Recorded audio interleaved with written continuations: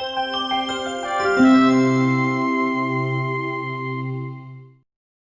time now for the award-winning #1 local talk show in Northeast Pennsylvania, The Sam Lesante Show. Now here's your host, Sam Lesante. Well, my friends, for over 37 years, Schuylkill Women in Crisis have been saving literally thousands of people, women and men. So today I thought maybe we'd give you a further education on what's happening with Schuylkill Women in Crisis. More than ever, we need organizations like SWIC to help our society. And today we'll be joined by Sally Casey, who is the president and CEO, and Amy Newton, who is a communications director, just to learn about the Schuylkill Women in Crisis, what it's all about, and how it could help you. Hopefully you'll never need them, but if you do, they're here for you. Sally, nice to see you again. Amy, nice meeting you. I know Sally from a while. She's as young as ever, I'm telling you. She just keeps getting younger, you know, which is very interesting. Okay, I want to ask you a question, Sally. 37 years, correct? And servicing, literally helping thousands of people. Yeah, thousands of people through those decades. In general, how would you describe what Schuylkill Women in Crisis is all about? And I have a lot of questions I want to ask you. Well, our mission statement states very well that we are here to provide help, hope, and healing to those impacted by intimate partner violence and sexual abuse too, because very often they co-occur. But our goal is not only to assist victims, but it's also to create societal change so that domestic violence ultimately is eliminated. Domestic violence occurs in a family or an intimate relationship when one person tries to exercise power and control over another person in that relationship. It can happen through physical violence, it can happen through emotional or verbal violence. It can also happen through economic or property abuse, sexual abuse. There's a lot of different tactics that an offender will use to try to gain that power and control, but ultimately that is what it's about, gaining power and control over another person. When you're in situations like this, okay, first of all, they're very trying and very challenging, particularly if you're, you know, a female, if you're a wife, a girlfriend, or whatever the case may be, and you're really fearful. You know, you don't know what to do. All right, and so if you have an abusive person, and correct me if I'm wrong what I'm saying, if you have an abusive person at home, my God, if you would reach out to your organization, do I get beat up? Does it become worse when my spouse or my husband or wife hears about it? How do you work through that, getting that person to make the call? And we have the phone numbers on the screen for help. And does it get worse if they find out they made the whoever wants to take this? Well, it's a complicated answer, but we always encourage people, and I know you're going to show on here our 24-hour hotline. We always recommend that victims, first of all, get information about the dynamics of abuse and what services we can provide to help them. It's ultimately the victim's decision what they want to do. Now, aside from our 24-hour hotline, which always has a trained staff person available, we also have a wonderful website, and I know you'll be posting that too. It's got lots of information because sometimes victims are hesitant to call. It's scary to disclose, and for a lot of victims too, they don't know if this is abuse or not. Lots of times it can be generational for both the perpetrator and the victim. So they may have grown up, and we have victims who'll sometimes call us and say, well, I didn't know that was abuse. You know, my friends, they get treated that way, or I see other men act like that. I just thought that was normal. So as they start to gain information about what resources are available to help them, and we always advise them, you know, no perpetrator of abuse is going to say, honey, thank you for getting that protection order against me. But we work with them to develop a safety plan that's developed to fit what their circumstances are and what they want for their family.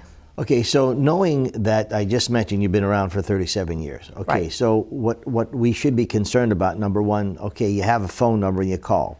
Now you used the word trained. Tell me about the people that are here at the shelter that can cope with these different things, because some people may call in panic. Some people are, really down. Some of them want to commit suicide. It gets to the point where it's really that bad, and you've probably experienced a lot of that. Yes. How do I know that your place is safe, secure, and you have trained personnel? Well, to do any type of direct service for us, whether you're on staff or you're a volunteer answering the hotline, because we have those as well, you have to complete at least a 45-hour training. And you are monitored by a trained person after you start to provide the service as well. The other thing that's really important to know about our services is that the service you receive is being provided by someone who has confidentiality with the caller. And we have one of the strongest confidentiality provisions in the law. It is different from that of a regular counselor. It is almost provides even more protection than that. So that's very, very important for people to know. One thing that we try to tell victims early on in the conversation too is that we are mandated child abuse reporters, so that if they disclose anything that makes the child identifiable, we are required to report that.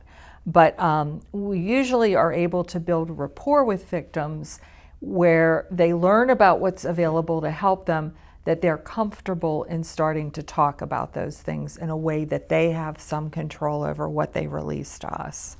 There are many kinds of abuses, as you were saying, Amy, okay? And so when you're talking about child abuse, you don't necessarily have to hit a child for the child to be abused. Because if he's seeing domestic violence in the home, or the children are seeing that, they're getting abused, okay, mentally or whatever. Am I correct in saying that? That's very perceptive of you, because a lot of people don't realize that. But because you're bringing that up after I mentioned child abuse, certainly in severe cases of psychological abuse, that might be founded, but it's very rare.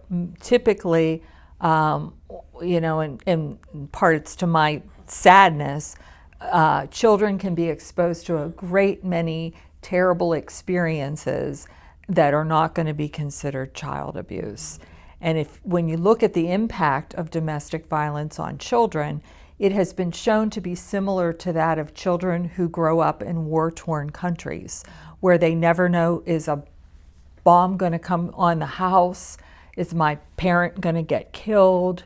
It's hard for them to concentrate at school. A lot of children who are living in violent families, they're afraid to go to school because they don't know if mom's going to be alive. And in some instances, they may start to say, you know what, I need to adopt the behavior of the perpetrator because that's who's going to survive in this. And they carry that kind of a relationship on as adults. So not only have their childhoods been damaged by the abuse, but it also influences their lives moving forward. You mentioned that if you're being abused, okay, and I guess the majority are women, but you do have men that are being abused as well. So you're open to both men and all genders, etc. So here again, you probably could tell a lot of stories as to a person that was in that trouble, okay, state of mind, and they made the call and they came to your shelter. I'd like to know the process here, okay, and when do you make that call without having more problems internally? Folks, I'm talking to Sally Casey, who is the president and CEO of Schuylkill Women in Crisis, and Amy Newton, who is the communications director. Very important. As I said before, I hope you never need it, but thank God we have facilities like SWIC to help you. And the word is to help you. So when we come back, we'll talk a little bit more. When do you make that call? What happens after you make that call? And are you going to be safe? We'll be back right after this.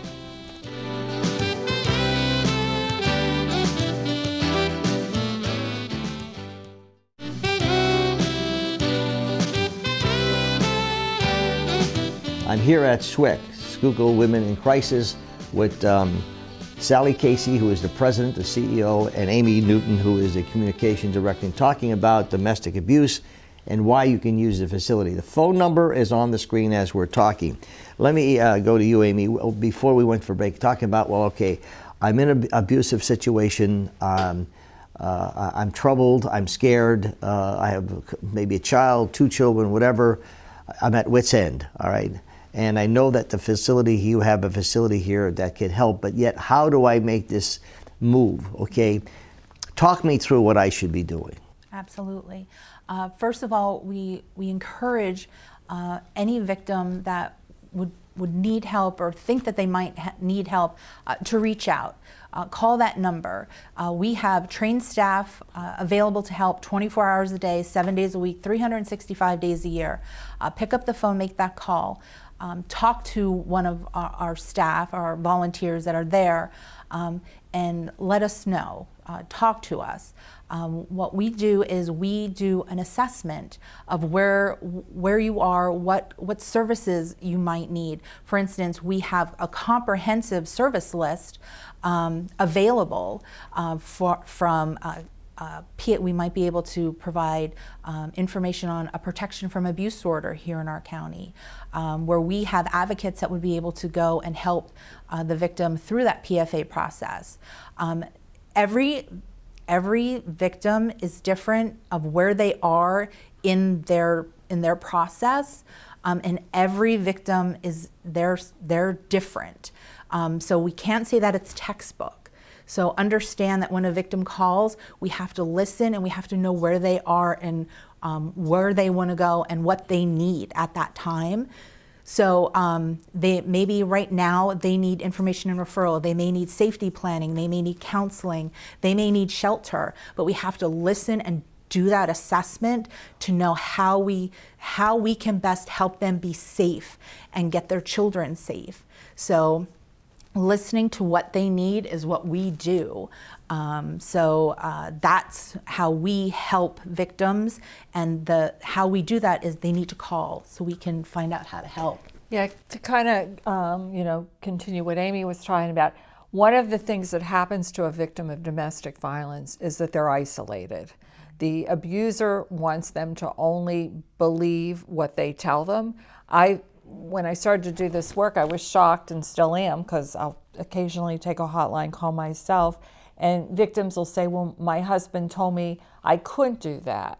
And we'll always say, well, you don't want to take legal advice from the person that's beating you up. And so just by connecting sometimes to someone, because they become filled with self-doubt, everybody, when they're faced with a difficult situation, problem solves. And for victims of domestic violence, no matter what they've tried, it doesn't work. It doesn't satisfy the perpetrator.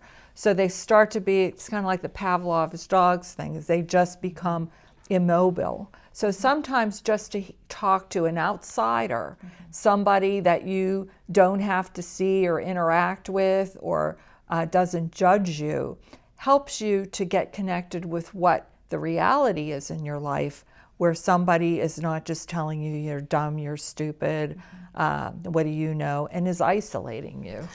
The person who calls you, okay, do you give advice? Are you giving them advice, or are you just listening to what their concerns are?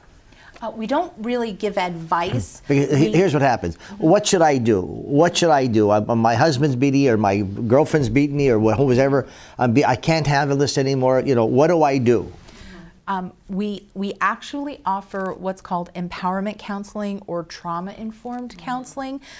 For all the time that they've been with their offender, they've had their power taken away from them, because of course we talk about power and control. The offender has all the power in the relationship. So what we try to do is we try to provide the power back to the victim by empowering them to make their own decisions. So we provide them options.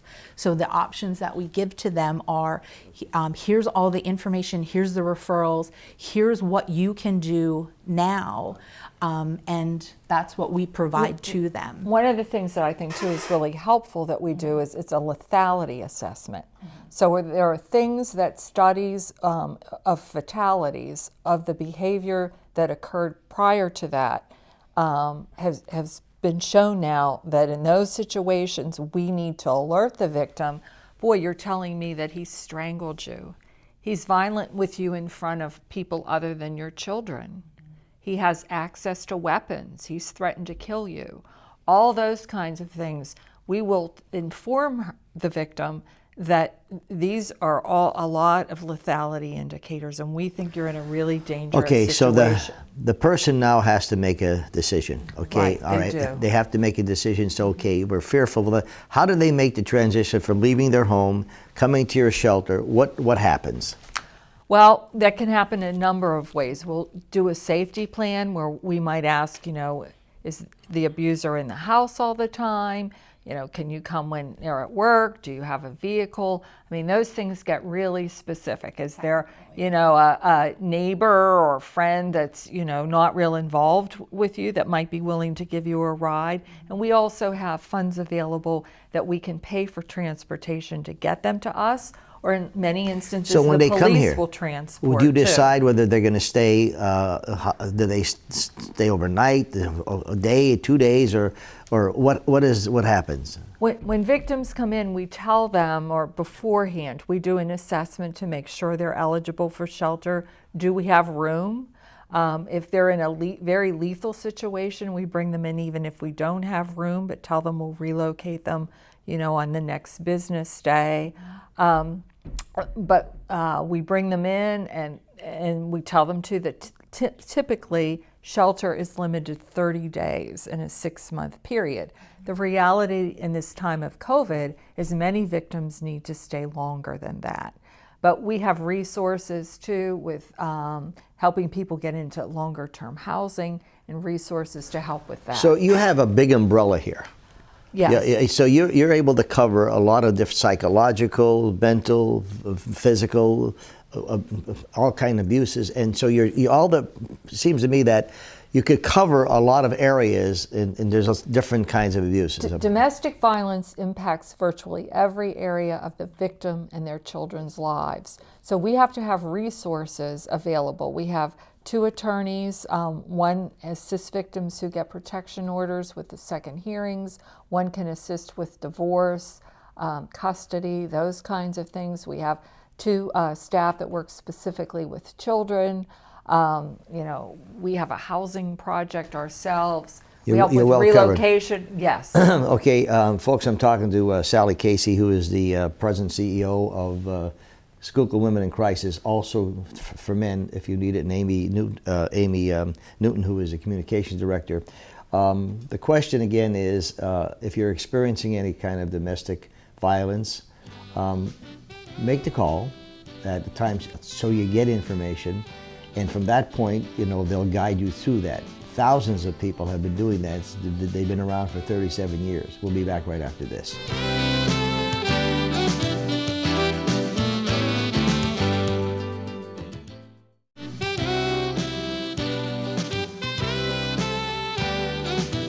Welcome back to the Sam Lesante Show, folks. Remember 24/7, ssptv.com. All of our programs are there, YouTube channel as well as our website. I'm here at the Schuylkill Women in Crisis talking about domestic violence and how this organization for 37 years has been helping literally thousands of people. I'm with Sally Casey, who is the president and CEO, and Amy Newton, who is a communications director. Amy, let me ask you this. Who is affected, by this abuse? Absolutely. Anyone can be a victim of domestic violence. This is a crime that does not discriminate. It can happen to any individual from any race, any religion, any gender, any economic background, any sexual orientation, ethnicity. Literally, it can happen to anyone. So it's one of those, any lifestyle ability, anyone. It literally can happen to anyone. So our agency, we can help anybody who finds themselves being a victim of domestic violence. All they have to do is pick up the phone and call, and we can help. There are certain different communities that find themselves affected by domestic violence that find it even more difficult to reach out for help.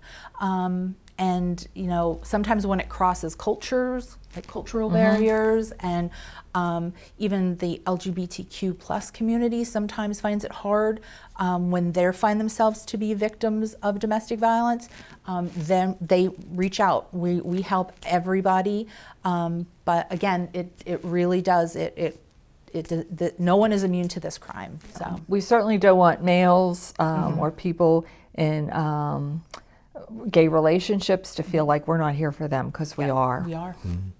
It's this is something that's I only say I applaud agencies such as your agency and many other agencies that are out there to help people. There's so much help available. All we have to do is try to take advantage of it. But it's always that first move, the fear, the scare. I'm sure you've had tons of success when people have come here and stayed, and when they came here, they're troubled as can be. But when they're leaving, give me an example of what you've seen. There's so many. I guess one that I found pretty moving in the last year or so was we had a woman who had been in shelter, and then subsequently she met someone else and got married. And instead of having wedding gifts, she asked that they send contributions to us, which I thought was so nice. We have people that come back to volunteer who lead drives for us. We have people who are willing to speak on our behalf at trainings and other events. So I could go on and on. We have children. I met a man at Christmas time one time, and he found out where I worked, and the coworker said that must be difficult to be there then. And I said, oh, the children always say it was their best Christmas ever. And the man started to cry and said, I had that happen to me when I was in the shelter.